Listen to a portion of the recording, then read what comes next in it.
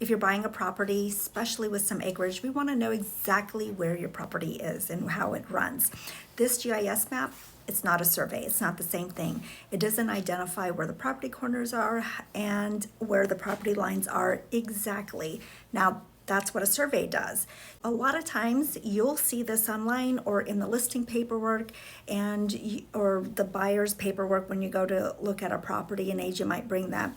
And that gives us a good idea of how the property lines run, but it doesn't identify where the corners are and exactly where their lines are on that property. Especially if you are buying land that has been broken up multiple times, meaning that the seller has sold off 10 acres here, 20 acres there, 5 acres there, and they don't have a survey to give you, you probably will need to have one. I always put in my buyer's contracts contingent on approved survey, because we want to make sure that one, the acreage that they are advertising that is coming with the property or the home is accurate, and two, we want to make sure there's no encroachments, whether it's on your property or their property.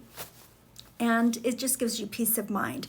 If the seller is not willing to provide you with a survey and you don't want to pay for the survey either, at the very least, have the property corners marked and identified. A surveyor will go out there, find the pins. If the pins are missing, he will put new pins in and flag or spray paint those corners. You know exactly where your property corners are, and it's really important.